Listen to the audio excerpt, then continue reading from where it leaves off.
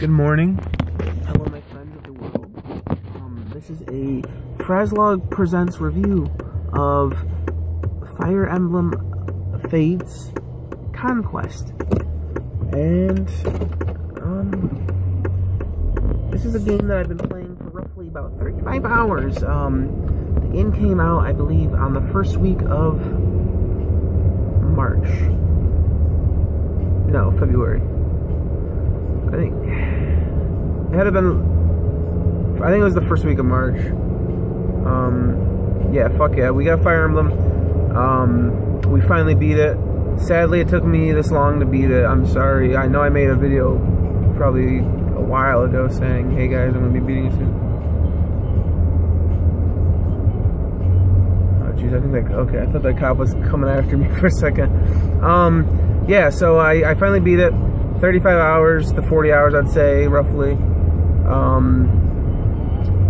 I'm not the diehard Fire Emblem fan. I'm a big Fire Emblem fan. I've definitely played every game since Fire Emblem in North America. Fire Emblem 7. Played 7, I've played Sacred Stones. I've played Path of Radiance, I've played Radiant Dawn, I've played Shadow Dragon. I never played the sequel to Shadow Dragon just because we didn't get it. I will ROM translate that shit eventually. I think that would be really cool. For those that don't know, after Shadow Dragon, Japan got a sequel to it, which the original game storyline has it also. It's a direct sequel to Marth's story, and that was the game that introduced the avatar creation, where you create your own character, you can pick your own class. We never got that game over in North America. The Japanese got that shit exclusively, which is, it's sad, but it's whatever. If you're in emulators and ROMs, that's a game you could always patch and play in English. I'm pretty sure somebody's converted that into English by now. It came out probably 4 or 5 years ago, I'd say. So that's, after that Awakening we got over here on the 3DS. I beat that. So I've pretty much played probably half the series of games. I really haven't played the Super Nintendo games. And the NES games, obviously, but I've played everything on the GBA, including Roy's game, which I had to use a ROM translation to play. Played through that, played through everything. I love the series. I love the idea that you lose your characters, so you gotta invest more, like, I guess, planning into your gameplay style to make sure you don't lose anybody. I like that idea a lot, which is really shameful because I see a lot of people playing through the new ones on Phoenix mode. They're playing through it on what the hell's the other mode? Like basic mode. Basically what happens is when your characters die, they either resurrect the next turn or they resurrect the next chapter.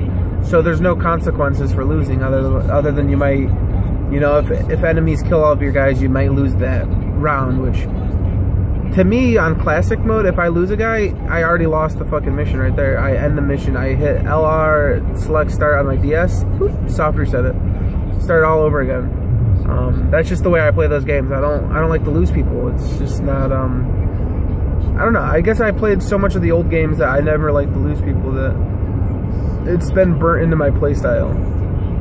So let's start with my story portion of the review. So, Fire Emblem to me has never really had that good of a story. I've never given really let's be honest here, I've never given a shit about any of the characters. I play the games for mainly the gameplay, but the story in this game focuses around two families. There's the Nor, which are like the European-inspired, like royalty people, and then you've got the feudal Japan-esque Hoshido. They're more samurai oriented, they're more warriors and honor based and stuff like that. So you're kind of put into a pickle because you are of Hoshido blood, but you're born and raised in Nor under the king there. You're the queen of Hoshido's daughter, but you're raised as the Nor king's daughter. So you've got all of these siblings and stuff, you know. You got blood siblings, and then you've got law siblings. So you're put into a really tough position. You play the first like 5 chapters, and then you're given the choice of which side you want to pick. Now, if you buy this game, a hard copy, you basically buy the game for $40, 40 or I think it's like $42 with tax or whatever. In my situation, I bought Conquest. You get to that point in the story, and it says, do you want to pick Nor or Hoshido? I didn't have Hoshido's Birthright, Fire Emblem Birthright on my DS, so I had to pick Conquest. I had to pick that story mode. I picked that story mode, and I'm forced into that storyline for 27 chapters.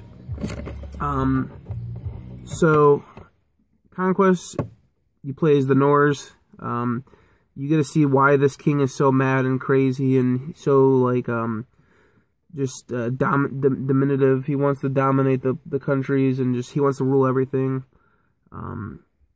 The story itself is mainly about your character coming to terms with the greater good. You're basically trying to justify all these horrible things that are happening for your king. You're just trying to basically justify it in your head, just so you can, you know, potentially turn the kingdom around down the road. It's pretty cool. Like, that's a cool device they use to I guess explain why you're doing bad things, because the king is such a bad person, and you're committing bad things. You're literally killing innocent people. You're watching innocent people die. You're doing all of this stuff, and you know, they need a way to explain it, I guess is what I'm saying. As for the characters or anything like that, I honestly didn't really care about any of the characters. I didn't really feel need to really, you know, I didn't see any of the social links. I did the social links, don't get me wrong. I had a couple kids. Basically, when you get a couple of your units together, like a boy and a girl, or I guess there are gay relationships in this game. I don't know how to enable those, if you can. I had a couple girls relationships get up to like A+ relation or whatever, but nothing really happened differently. They just kind of were like best friends. But then they have another option where you can invite them to your bedroom, and then you get like little heart icons. And once you accumulate 3 big hearts, I'm assuming something happens. I never really got to max that out in my playthrough, but it's what it is. The story, like I said, it's average, you know. It's something to get you from point A to point B. It's to give you a reason why you're going from, now you're in the snow place, now you're in the mountain place, now you're in the grassy plain field, now you're back in a castle. It's just very predictable, very average. They kind of leave a weird plot hole. They kind of have to, because there is like a greater force. There's a third game. That's the big force there. Ooh. So they basically kind of want you to play the third game, even though it's like it makes the other 2 games pointless, because they're parallel universes now. The second your character got to that choice where they had to make 3 decisions, it made a split universe for each world. You have the world where you chose to be in Hoshido, and you wanted to usurp the king or whatever, take him over and get him out of there. You had the option where you decided to help the king out and help him conquer the countries. And then you have the third choice, which is where you choose not to pick any of those sides and you go off to do your own thing. To me, that seems like that'll be the true storyline, because there's so many things that in Conquest were hinted at that just didn't come around to being explained. Mainly the origins of a couple characters and a benevolent person in the storyline. So the story itself, I'm just gonna give it a 0.5 out of 1, just because it's average. You know, I didn't really expect much. I didn't really get much out of it. The characters look good. One of my problems with Awakening is the characters kind of look like goofballs. But no, the Norse side of the story, I like the character designs. Leo looks like a badass. Camilla's a cutie. Elisa's a little cutie. You know, there's I don't know. I just like the character designs in Fire Emblem, and this game definitely pulled it out. I liked what the characters were about. So that was good. Gameplay, it's basically more of Awakening. The big changer now is, so you still go from like a level to level structure. I believe Awakening had like a overworld where you'd go from Like, you could kind of like walk up to a point, then walk over to here, go back over to the main road, walk up here, and do missions that way. This game is more typical as Fire Emblem. It's, you go from episode to episode. Like I said, I think the first 5 episodes, they're preset. You have to do those, and then that's when you get your choice. From that point on, you get introduced to your castle, which is a, like, it's your own personal space that you can customize.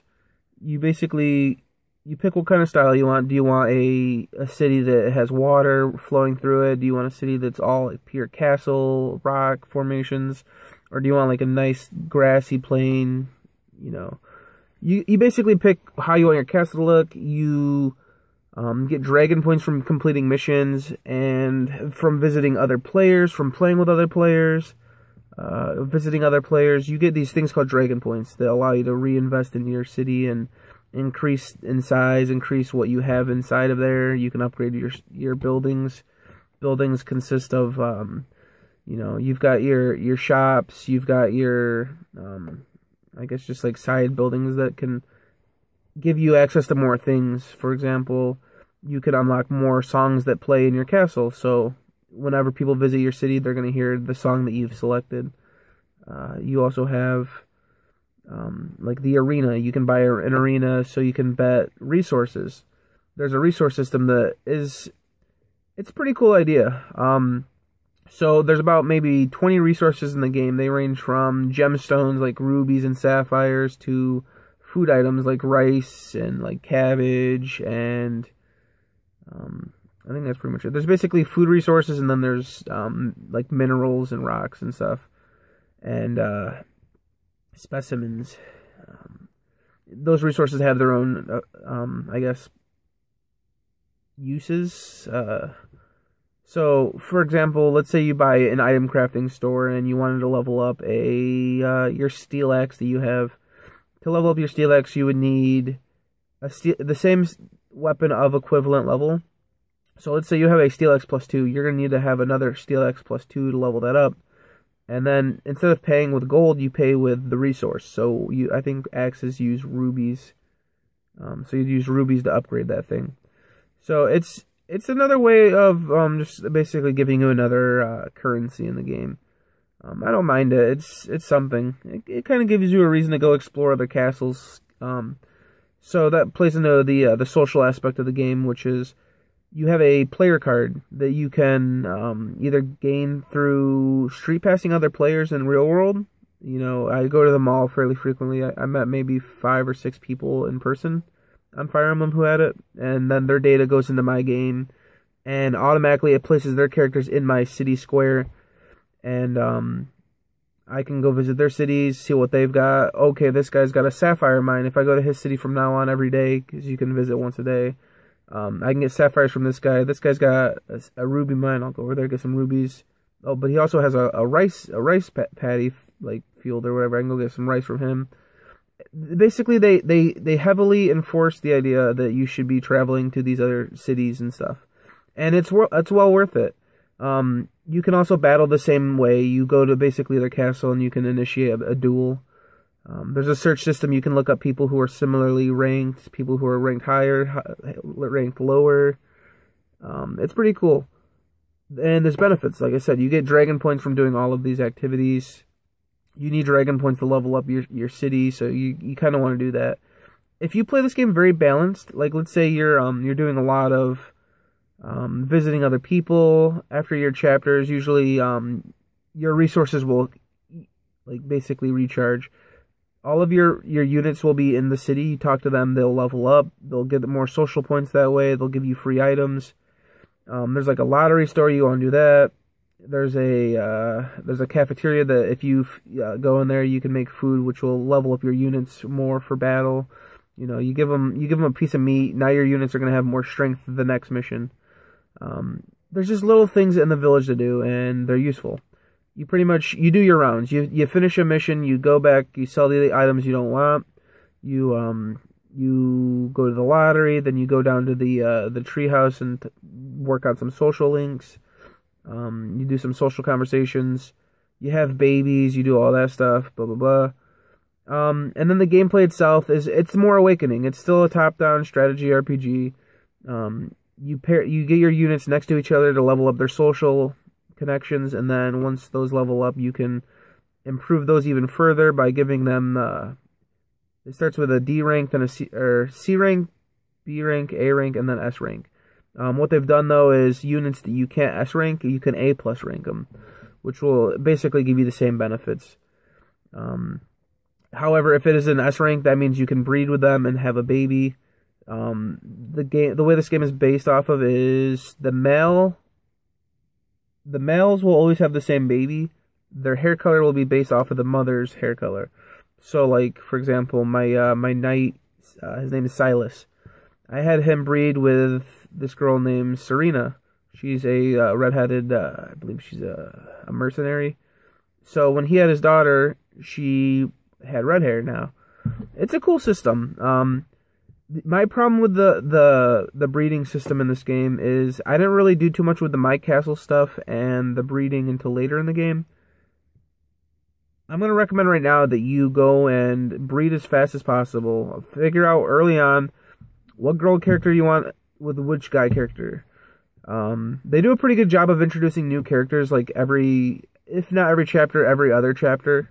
So you are going to get quite a bit of people. I think by the end of the game I had like between 20 and 30 units, so that's pretty awesome.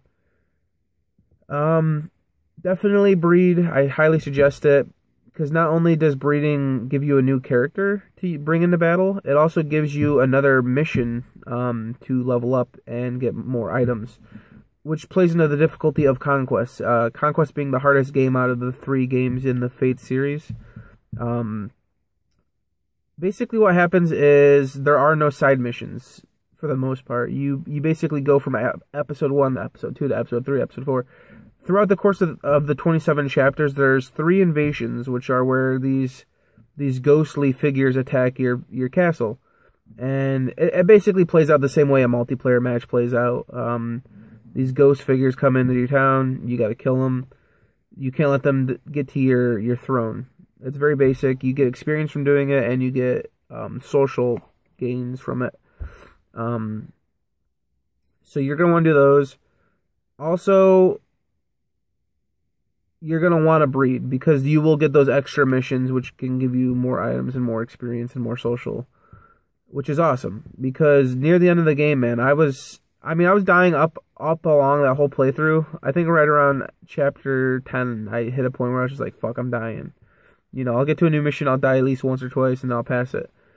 By the end of the game, I was spending anywhere from an hour to 4 hours on a couple missions themselves. That's how ridiculously hard they get. Now, I didn't really breed until near the end of the game, so I'd say around chapter 25 is when I had my first kid. Chapter 26, I had another kid. I'm going to give you guys another tip right now. When you go to other player cities, you don't get experience, but you can level up your social skills by fighting in battles there. What I recommend is just go to someone's low-level city, and just... What I did, like, I basically took all of my units out of the match, put the 2 units that I want to level up together, and just had them kill every single player in the match. That way they're constantly next to each other, they're getting the social skills to level up, and then once you get them S rank, you get their kid. That opens up another mission where you can gain legitimate experience points, which is awesome. That basically covers the gameplay. I give it a 1 out of 1. I really like the gameplay in this game. It was awesome. Is there anything else I can say really about the gameplay? I don't really have any complaints.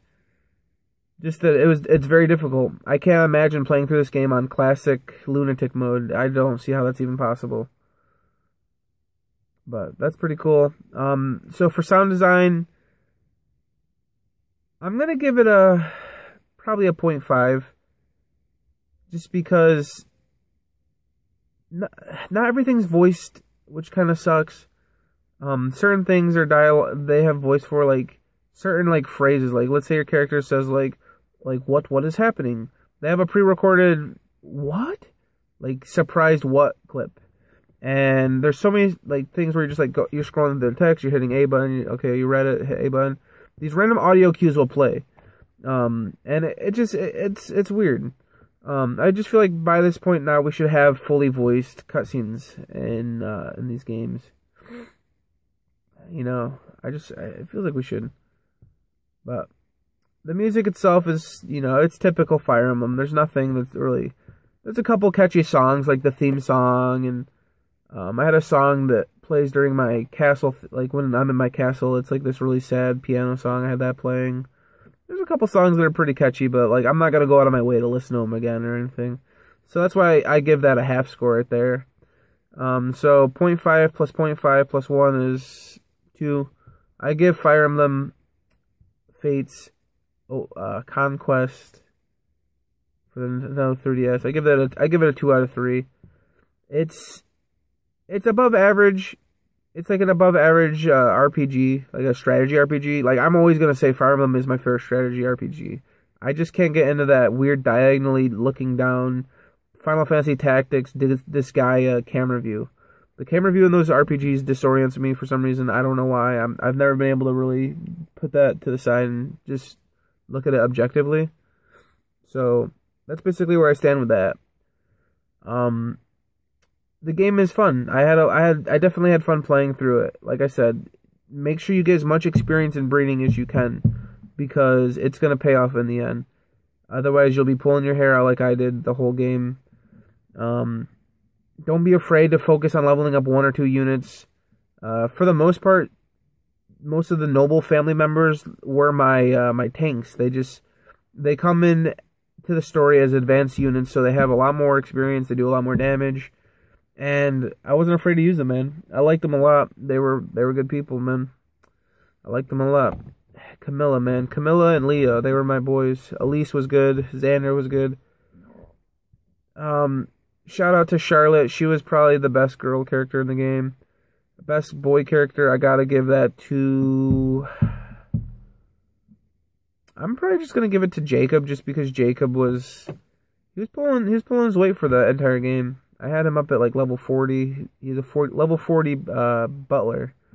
And he did some damage. He did some good evasive. He was good. He pulled it through.